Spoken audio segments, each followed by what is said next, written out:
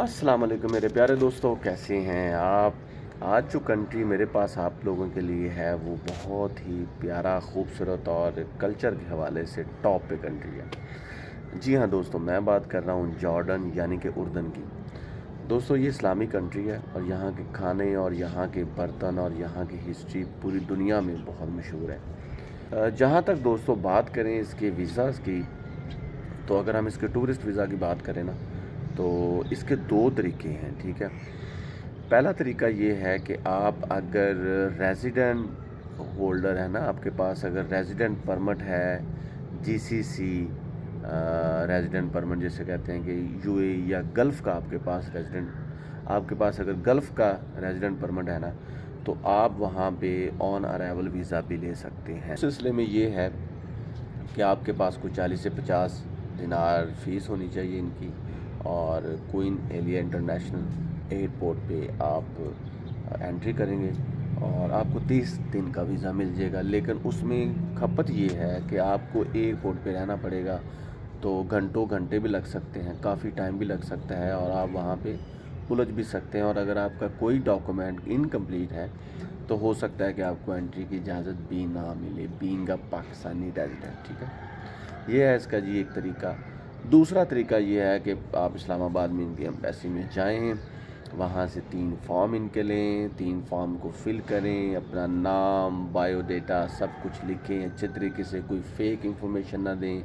आपके पास white background के साथ तस्वीरें होनी चाहिए, प्लस आपके पास जी कंफर्म रिटर्न टिकट होनी चाहिए, आपके पास होटल बुकिंग होनी चाहिए कंफर्म, उसके अलावा आपका पासपोर्ट वैलिड होना चाहिए, उसकी कॉपी होनी चाहिए, बैंक स्टेटमेंट को 10 को लाख की होनी चाहिए, 5 से 10 लाख की बैंक स्टेटमेंट होनी चाहिए। इसके अलावा दोस्तों आपके पास होना चाहिए जी, अगर आप पुलिस करैक्टर सर्टिफिकेट भी ले जाएं तो वो भी बेटर है। तो ये चीज़ें आपके पास हों, फॉर्म फिल्ड हों, इनकी 3 कॉपियाँ हों, इन फॉर्म के साथ इन तमाम डॉक्यूमेंट्स की 3-3 कॉपियाँ लगा के उनको 3 सेट बना देने हैं। और फिर जब आप वहाँ पे करवा देंगे जी सबमिट अपनी एप्लीकेशन, इनके तमाम डॉक्यूमेंट्स, तो फ़ीस 40 से 50 दिनार आपके पास होनी चाहिए मिनिमम, ठीक है।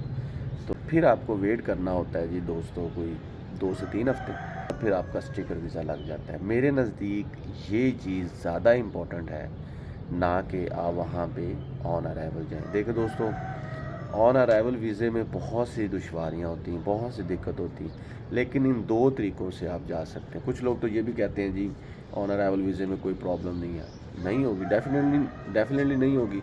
लेकिन मैं इस सिलसिले में अपना एक वाक़या शेयर करता हूँ। मेरे पास था चाइनीज़ रेजिडेंट परमिट, और अगर आपके पास चाइनीज़ रेजिडेंट परमिट होना तो आप मलेशिया में रह सकते हैं जी 124 घंटे बगैर वीज़ा के, ठीक है।